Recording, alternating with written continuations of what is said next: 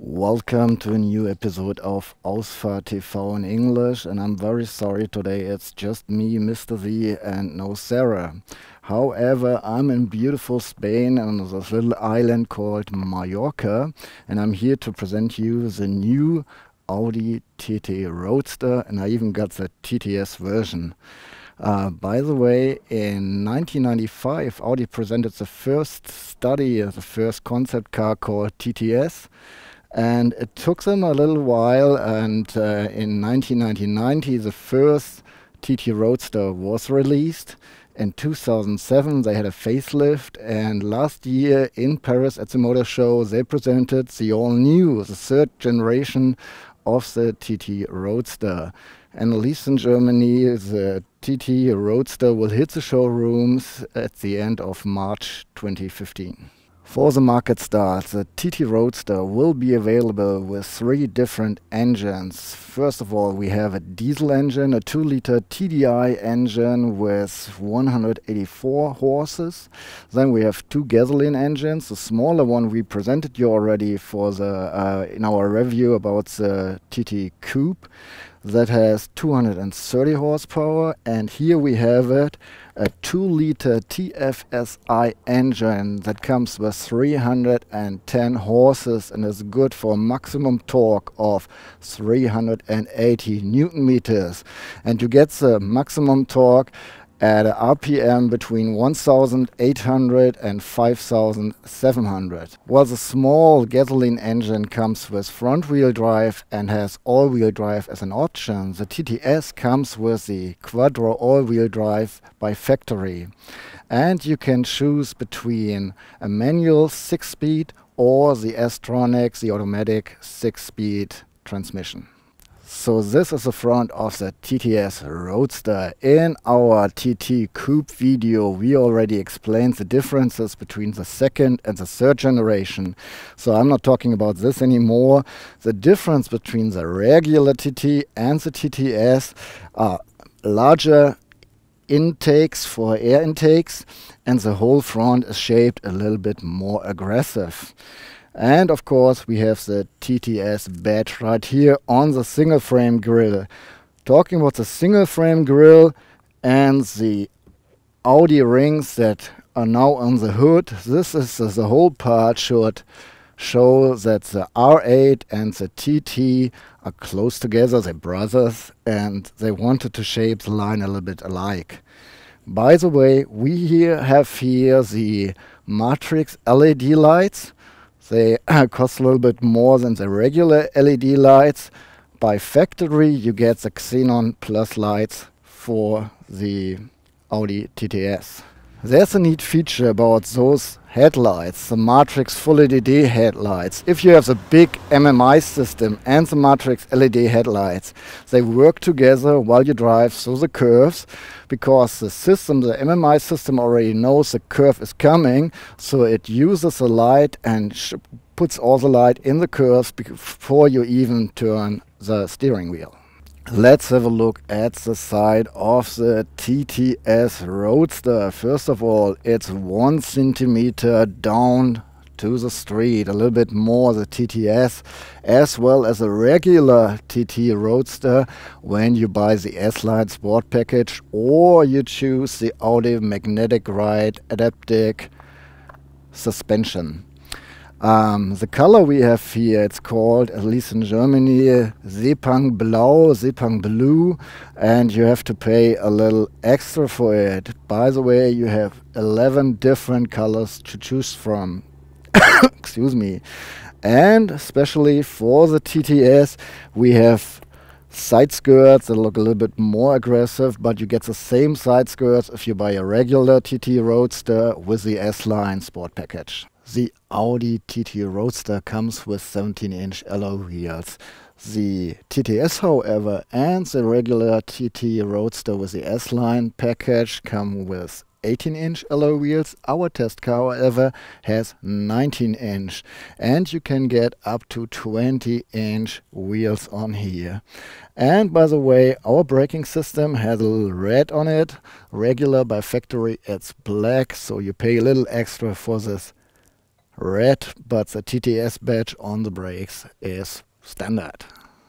And another feature for the TTS is the mirror cap that is in alloy look.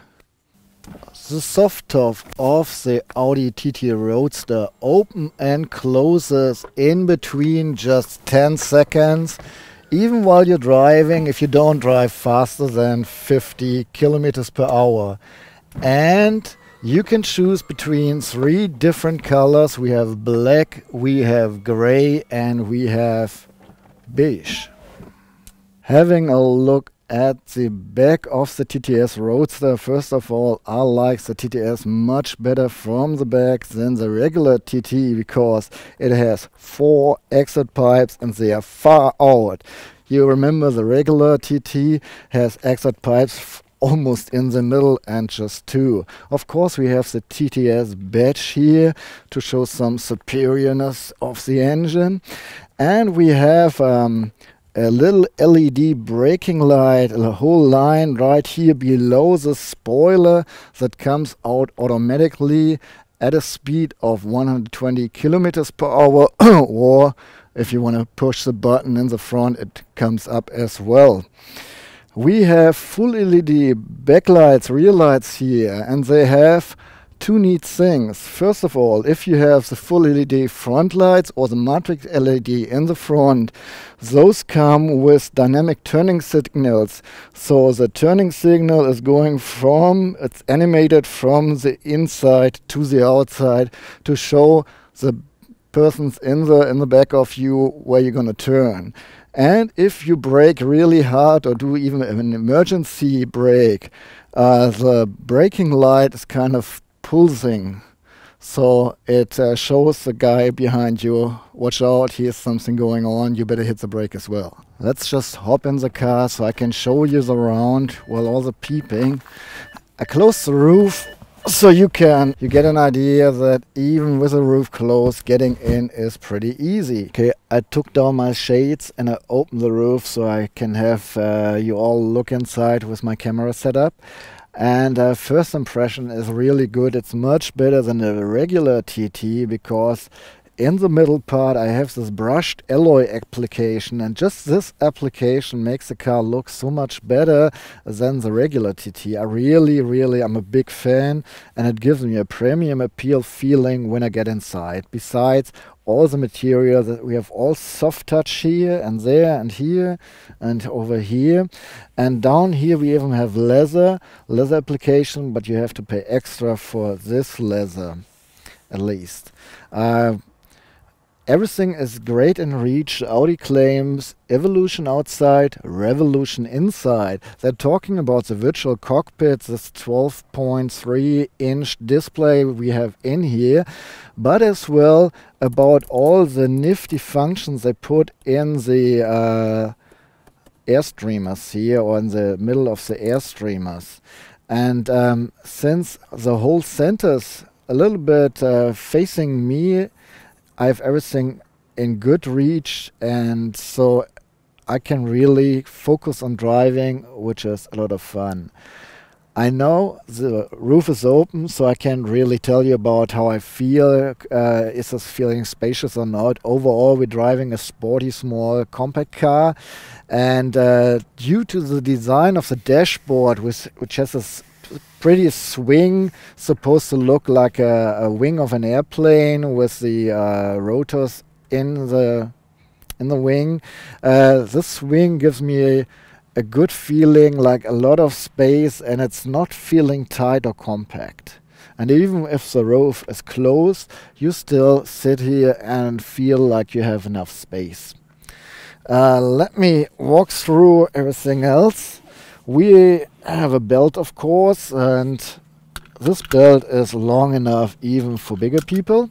And what I like about the belt is once I've buckled up and I'm using my smartphone via Bluetooth, I have microphones in the belt that pick up my voice. So when I'm driving with the roof down, everyone can still understand me well. We have the S-Line sport seats in full leather, which is an option. That's not factory setting. And we have them all electrically. You can find your right position all electrically. And if you want to and you need it, you can push up here and have your seat cushion a little bit longer for people with longer legs, I guess. Besides, you can heat the seats up just pressing the button right here in the streamer. And if you rotate this little wheel, you can even have a fan in the back. So when you drive, all open, the roof down, and it's getting a little chilly, you can have warm air streaming out right here in your neck so you don't get a stiffy neck. I love the steering wheel, I'm sorry, but I really love it. I will tell you later a bit about my driving experience, but right now the steering wheel is just perfect for the whole steering system. It's very sporty, it's very direct, and so the grip you get with this coated leather steering wheel with this TTS badge below is really cool. You feel like being one unit with the car once you put your hands on the steering wheel. On the steering wheel we have several buttons you can reach easily with your thumb to control most likely the virtual cockpit and all its functions. Besides that, we have pedals to shift the gears from the S-Tronic, and they're great in touch as well, so everything is just, yeah, I just love the steering wheel. And of course you can, you know, put this in your position manually as well. When I look in the mirrors, I see enough in both mirrors. The view in the rear mirror is a little bit disturbed by those babies right here. And I will tell you a little bit more when I drive the car and close the roof while driving. I just don't want to mess up my setup right now. So the view over my shoulders will be later. Besides that, the virtual cockpit, when I first drove with it, I was a little bit suspicious. Whoops. But by now I really like it. It's very crisp, very nice. And with the TTS you have a third view. So you have three different views. You have the gauges in big, the gauges in small, and everything behind in big. Or with the TTS RPM meter in the center, in the middle, and the speed is shown with digits in the very middle. I still think it's kind of sad for your passenger. He doesn't see anything, and it's hard for him to play the DJ, of course. Okay, let's walk through the compartments real quick. We have a little space in the door panels, and even with the surface that is not letting things scoot around. And this little tiny bottle Audi gave me.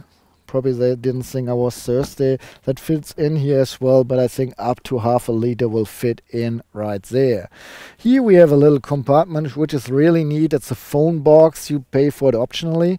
It has two USB ports and one aux in, and it gives you the best possible connection from the phone to the MMI system. By the way, it's illuminated as well. Going down here we have the first cup holder. You don't have anything to present to give different sizes a good hold, but I think up to liter bottle will fit in there. And behind it is a little compartment just for the key. You can scoot the armrest back and forward, but actually I don't know really what you want to do with it. Still, if you scoot it forward, you have a little secret compartment right here, but you can open it, and under it you find another cup holder and a 12-volt outlet. And right behind here is another little compartment that you can close with a key, and there's the emergency kit and a pretty big compartment where you can put even a purse in there if you fit it through there. Then we have, of course, a gloves compartment, which is not too big, and a little net down here. We have two sunshades, of course, with a little makeup mirrors in both sides, but it's not illuminated. And we have a reading light for the driver and the passenger, and you just have to tap on the light to get the light burning. That's it so far.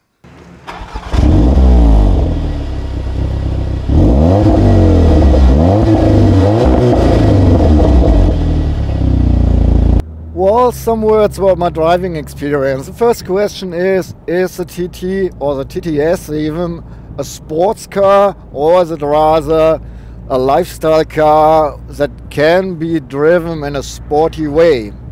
Well, we have the Audi Drive Select, which means we have 5 different driving programs. We have efficiency, comfort, individual, automatic and sport, and depending on those settings, the car is responding in a different way.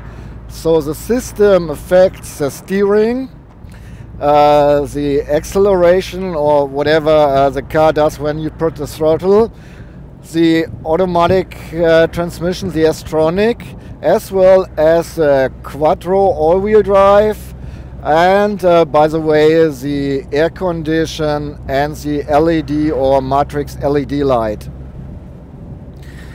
So if you go in efficiency or comfort, the TTS is just a calm, easy ride, which is just fun to drive through the countryside.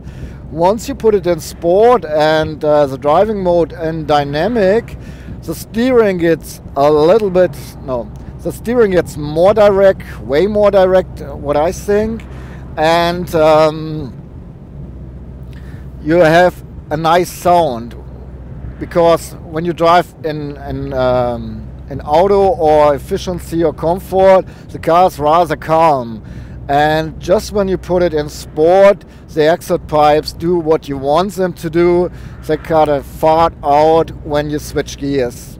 Audi modified their Esc system, so now it affects as well the quattro all-wheel drive system. And you have 3 different modes. You can just let it go, have it on. You can put it in sport, or you can completely disable it.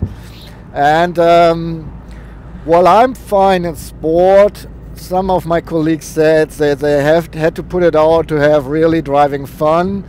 And I think it's good to have it on for people who are not as experienced with cars as others. By the way, with the quattro, Audi offers some sort of torque vectoring. They don't name it this way, but still, when you go through curves, they kind of slow down the curve inner wheels and give a little bit more power to the outer wheels, so you can corner in a better way. The TTS comes with 310 horsepower, and once you put it in sport, you just feel the power as well, and it's a good sporty ride. However, I kind of doubt that it's really a sports car.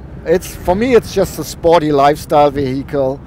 And so it's fun to drive, but if you really go up and down the hills and try to go sporty around the corners, you really have to disable the ESC. Otherwise, you go for the corner, you brake down, you go through the corner or in the corner, and then you try to accelerate out of the corner, and it feels like it's slowing down. The system is preventing you from getting all the power on the wheels that you want. So I really don't think that you will have too much fun on a racetrack. However, once you drive in sport, it's quite fun, because the exhaust system is giving you a sporty noise and makes you feel like, hey, I'm really in. By the way, the steering is a progressive steering, so once you drive slower, you have more to do with the steering wheel, so it's easier to fit into the parking spaces, while when you drive faster, the steering gets more direct. And I like how direct the steering is, especially in sport. It really works well with the sporty steering wheel, and you do have fun while cornering. The 6-speed S-tronic automatic transmission just works with charm. Once you cruise in comfort, you really don't feel that the car is shifting the gears. While when you put it in sport, you do have a little bit of fun. You feel how it's shifting the gears. Well, you hear it as well because it's snorting sort of. And once you use the pedal, they're really quick. It changes the gears just as you put your fingertips on the pedals. I've driven the TT now for 4 days altogether, the coupe and the Roadster, and I found something I'm not too happy with about the virtual cockpit. For instance, we have a rear camera now, so once I back up and I'm trying to do something with the steering wheel, my hands prevent that I see what's going on the screen because it's behind the steering wheel, so that's a little bit annoying. Plus, even so, I'm quite familiar now with the whole system, I still find it hard to find special points. For instance, I was trying to dim the ambient light just a little bit, and it took me forever to find the setting again. The sound of the Bang & Olufsen system is just great. I like it. And even when you drive with the roof down, you can hear it good, so you have the sound you like and you want to have. So summing it up, the TTS is a fun car. It's fun to drive. If you really want a sporty car, real sports car that you can use on track every once in a while, you might want to wait for the TTRS. It's time for me to say goodbye. I hope you enjoyed the little review about the Audi TTS Roadster. If you liked it, please give me a thumbs up. If you have any questions, please put them in the comments. And if you want to see Sarah again, put this in the comments as well. If you haven't done so, just subscribe our channel, because we try to offer you a bunch of English reviews. Even my English sucks. Saying goodbye, so long, see you there.